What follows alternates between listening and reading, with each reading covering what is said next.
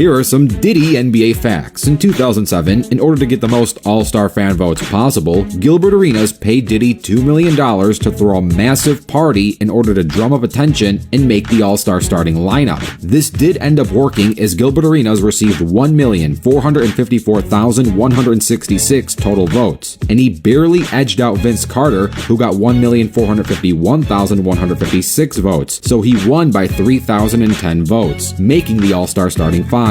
So while the plan technically worked, Arenas said he hated the party. Only God knows what happened during that party. Sean Diddy Combs was also a part of the 2012 dunk contest. He helped throw an alley-oop to Chase Budinger. I'm surprised Chase didn't slip on the floor during this dunk attempt, but good for him for landing that dunk, although it seemed like Diddy enjoyed it more than Chase did. Ultimately, though, it was Jeremy Evans who won that dunk contest. Diddy attended the 2006 NBA All-Star Game. In this game, LeBron won All-Star MVP. A few years later, he ended up performing in the 2014 All-Star Game. However, the important news about that day is that Diddy claimed he threw an after party and danced with LeBron. Diddy, of course, attended Biggie Night in Brooklyn back in 2017 when the Nets retired Biggie Smalls' jersey. Obviously, Biggie never played in the NBA, but he is a Brooklyn icon. Candy? You already know if I'm going to take it? Wouldn't be much of an oracle if I didn't. But if you already know, how can I make a choice? Because you didn't come here to make the choice. You've already made it. You're here to try to understand why you made it.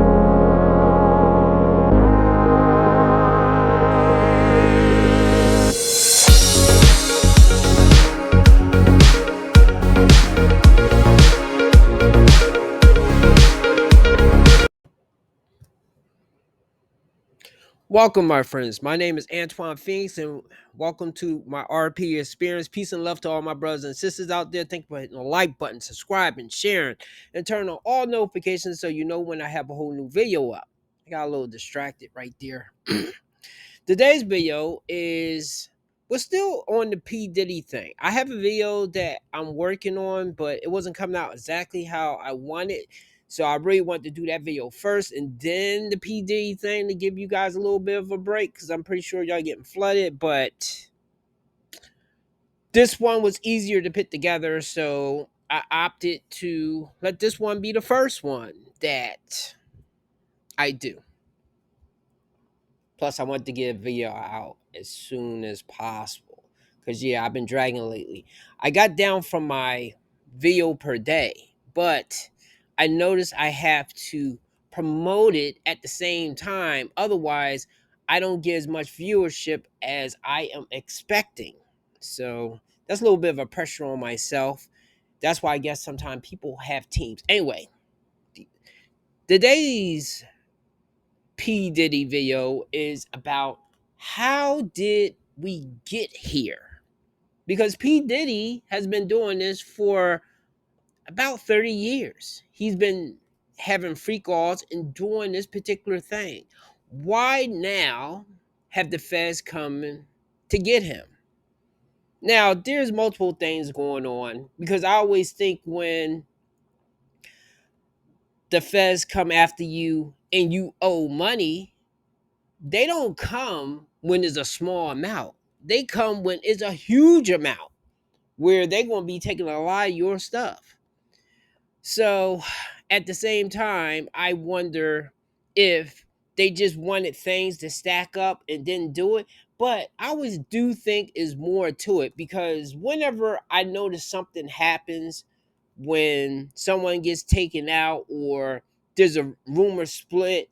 If you was to go back and see where it began, it could have happened, or that whole thing could have started just because you bumped into someone and didn't say excuse me, or you did say excuse me, but someone was in their ear saying something to get them riled up, and then is a thing that happens that spirals out of control, and then maybe people get deleted, or people's lives reputation gets destroyed, all because of something that could have been avoidable or small, just got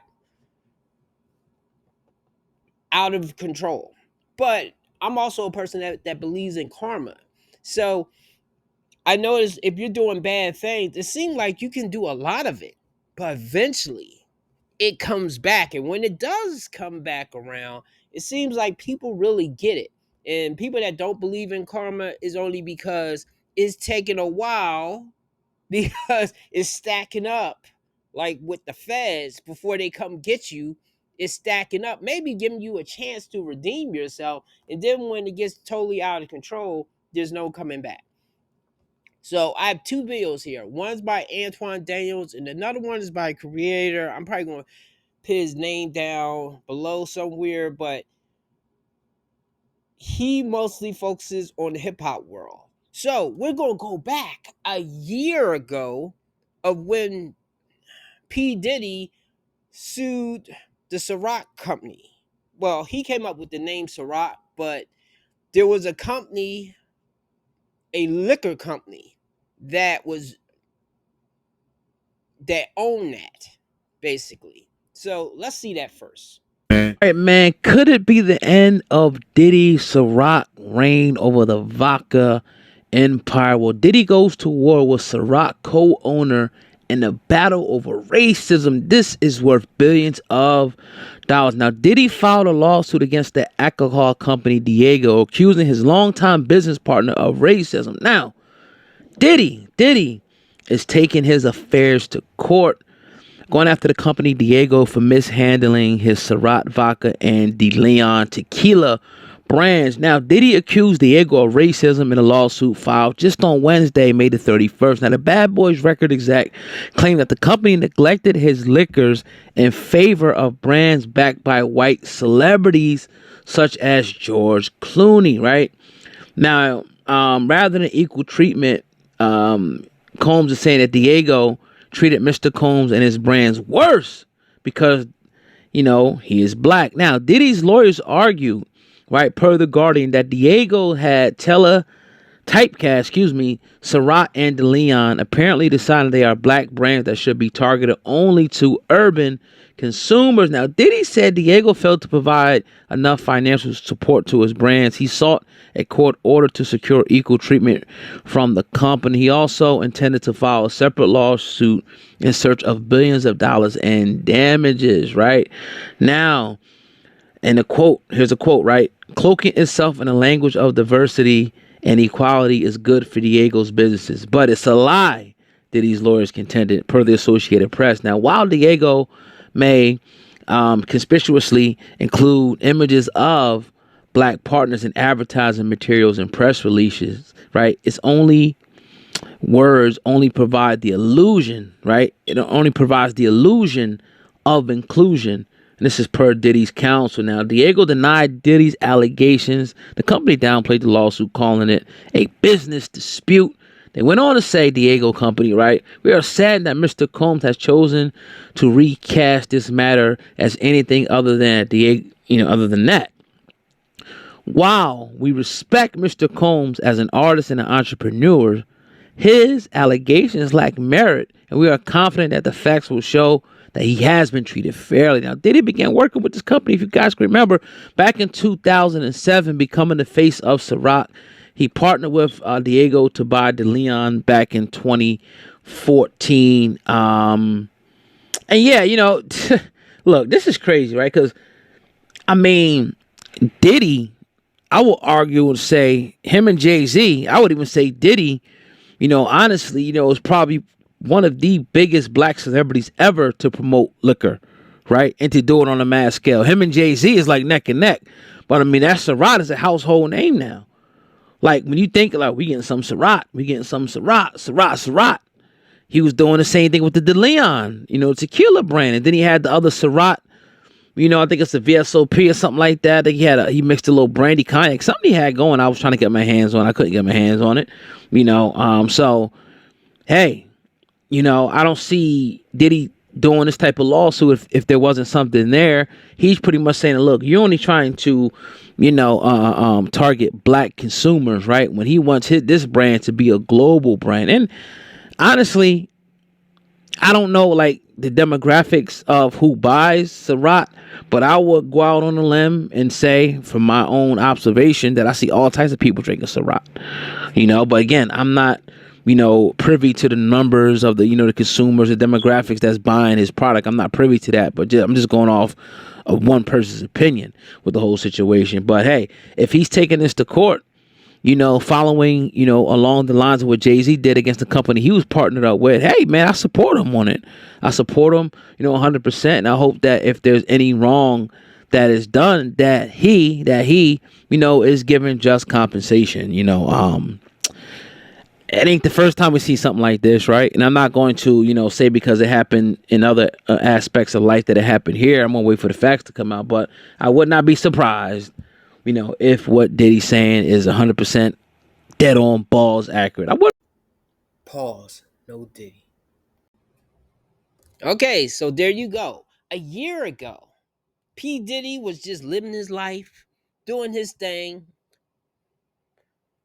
and he decided to go to war or sue this liquor company.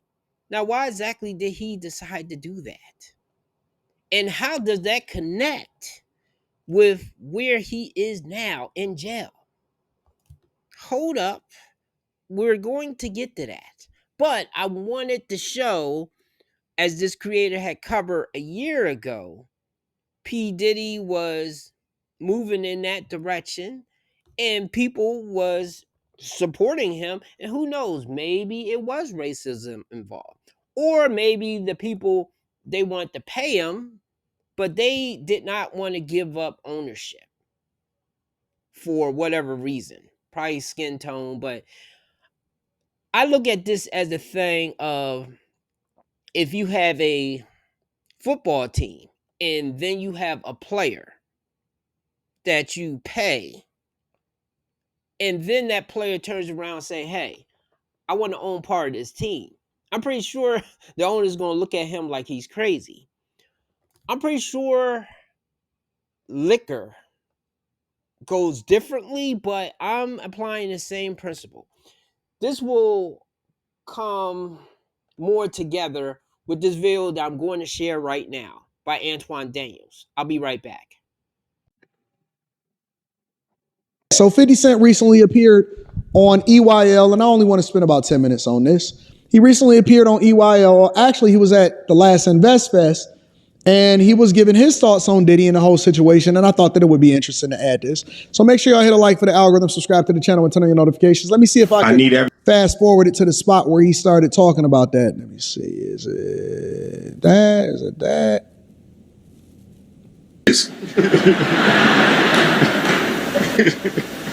And then it worked out. And my audience, I like to say this, my core audience was in college during 2000. Black-owned, like you said, liquor company. Talk about that, because I know you had challenges before that, right? So talk about that whole situation. Yeah, you have the experience with major corporations like me. My particular experience with Beam Suntory, it was great in the beginning. It's great for us to work for them. It is not so cool when you start to own things. You see what I'm saying? So I made a lot of money with them too. Like, there's a point, they did a deal that mirrored what Puffy's deal with Diageo was for Ciroc. So he didn't have ownership of that at any point, but he was getting a lot of money, like almost like $60 million a year at one point. So when you see him go to Daily On is when you see him have some issues. We all thought And again, I'm going to bring this and I'm going to throw this in y'all face for those of y'all that are OGs of this show. We all thought that Diddy owned Ciroc. And this is how I know that everybody actually rolled and loved Diddy. That when he got the key to the city, everybody was celebrating. We all thought that Diddy owned Ciroc. Right? Until I said, hey, man, he never owned that junk in the first place. He never owned it. He never owned it. I went back to the videos and I'm like, yo, listen, he never owned it. He never had percentage in it. He was just a marketer. He was a well-paid, high employee that got paid based off of how many cases that he moved. The more cases that he moved, the bigger that his payouts was, as much as maybe even more than $60 million, similar to what 50 is telling you right now. Now, let's be clear. $60 million in a year is nothing to sneeze at. It's nothing to sneeze at. That's great marketing. But in order to sell it to you guys, he had to give the illusion of ownership. The illusion of ownership. The minute that he started to push back, instead of taking your money, taking your 60 M's, and leveraging that money, because let's be clear, I don't have a problem with people being very, very well paid. But the minute that he said that I want to own what I think I deserve instead of what I negotiated, that's when it became a problem. And they not. It gets bad. And these people have really strong relationships. Don't think that the civil case doesn't turn into a criminal case faster because he's making them uncomfortable.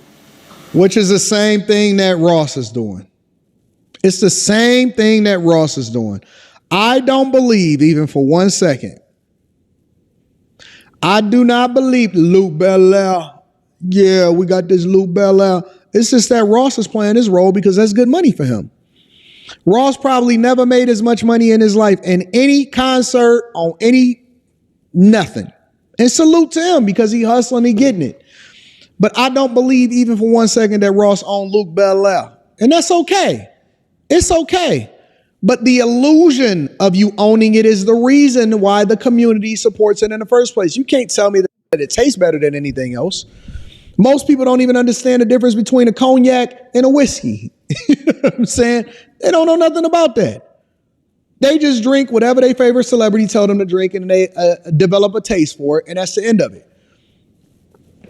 Shannon Sharp was just talking about how it is that he wanted to be a brand ambassador for Hennessy. And so Hennessy wasn't messing with him because he used to bring Hennessy on the show that he did with Skip. And so he wound up getting a deal with being able to develop his own name brand sake, Le Portier. Do we know whether or not Shannon Sharp actually owns the brand or not, or if he has a percentage in it? I don't know. But a lot of times what you're seeing is brand ambassadors. You're not seeing ownership in these companies, right? And they're getting paid a lot of money. But let me tell you something. What you do with the money is what sets you apart. Get the money, get the bag, and then parlay that bag into something bigger. When I make whatever it is that I make, it doesn't matter if it's a business deal, don't matter if it's corporate America, don't matter if it comes from content creation, sponsorships, YouTube, or whatever. And again, I'm dropping a video inside of the Patreon today. It's already scheduled to go out this afternoon.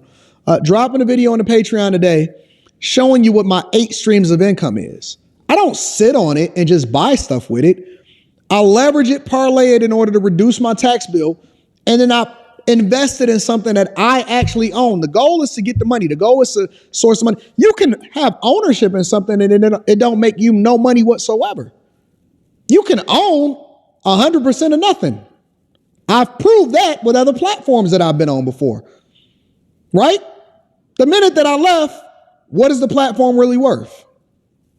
You can own 100% of nothing. Ownership means nothing unless revenue. So 2 things have to be true at the same time. Revenue, ownership. Now, I'd rather have a significant amount of revenue versus ownership of nothing, which I can then parlay that into the long-term play, which will then allow for me to have a power play, right? And so I believe personally what Diddy is saying or what 50 is saying. Well, let me get further into the video. All right, Science Bear is completely black-owned, like you said, liquor company. talk about that, 'cause I know you had challenges before that, right? So talk about that whole situation. Yeah, you have the experience with major corporations like me. My particular experience with being Centauri, it was great in the beginning. Remember that. Remember that. It's always great in the beginning, but our desire as humans is ultimately to earn more, is to want more. So whereas you're happy to do the deal in the beginning, ultimately it turns into a situation where it's like, what about all of this that I put into it? What about the fact that y'all wouldn't be anything or this brand wouldn't be as good without me and all of that stuff, right? And you get what you negotiate, not what you think you deserve. Again, let me say it again for the people in the back. You get what you negotiate, not what you think that you deserve. And also inside of this whole stream, and I'm not going to keep playing it because I have an allocated amount of time that I wanted to spend on this. He says that Diddy's dispute with Diageo ultimately probably turned into, actually, he didn't say probably, he said it expedited the process of him getting arrested. He said Diddy's dispute with Diageo expedited the process of him getting arrested. Now, two things can be true at the same time. Of course, Diddy was doing freak offs. That goes without saying. I don't think that that's anything that that we could disagree on. The problem with that part of the conversation also is that, again, I do not believe that it's just surface level content. I don't believe that this is all on the surface. I believe personally, and this is just my opinion, I believe personally that Diddy is the fall guy as a result of getting too ambitious and getting too big for his britches and going against people that were much, much, much more powerful than him, that's not as visible as him. Does he have skeletons in his backyard? Absolutely. Diddy been operating for 30 plus years doing whatever it is that he wanted to do? Diddy been operating for 30 plus years doing what he wanted to do? All of a sudden, everything just come crashing down within a year right after you get the key to the city and you file a lawsuit against Diageo saying that you want ownership? And I agree 100% with Antoine Daniels here. Like, who knows? Maybe this has nothing to do with where P. Diddy is at right now. But something tells me it does. Because you can't tell me that this guy has been able to get away with this for so long. All of a sudden, you decide to do this particular thing. And that's how I usually go. I always go with what happened when things start spiraling out of control. And then I can always go back to a moment of when a person did a particular thing or somebody else did a particular thing. You can apply this to a car crash. You can apply this to a plane crashing. Anything that happens in life is like the butterfly effect. One thing leads to another. And that's the mistake I'm wondering why I'm going to name this video. Maybe I will make it the one mistake P. Diddy made that cost him everything. That's what I think I may name this video. So I don't have too much to add with this. Antoine Daniels and the other guy pretty much covered it. But I wanted to pull this particular thing because not a lot of people is talking about this, of how P. Diddy might have ended up where he's at because of the actions that he did challenging this liquor company.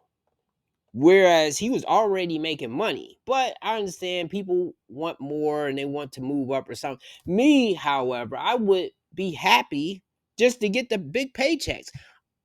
I can apply my money into another realm or another field, or how some people have. No, they probably do the same thing with colognes and fragrances. But I'm pretty sure maybe you could get enough money to start your own thing up. Fly to a country that makes liquor and come up with your own brand or something. Or learn how it's being made and hire people to do it. There's always other ways that you can do it if you have enough money. So he should have just kept stacking his money and then delegated to other people. So give me a like and subscribe. Have a great night, great day. be good to people or bad, but either way, it will eventually come back to you. If you're being good, though, just don't be stupid. Don't go overboard being good. And you don't have to be perfect. Every once in a while, I guess we're going to be mad or bad with someone, but just don't go overboard because that energy will come back to you. Good night.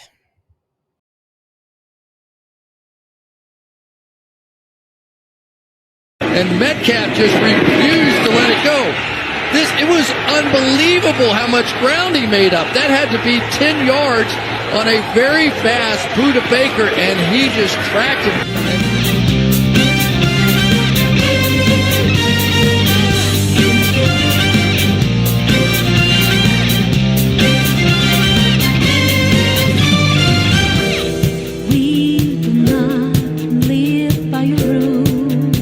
Dirty work. Your ego has driven you out of truth. You only played yourself, got no game.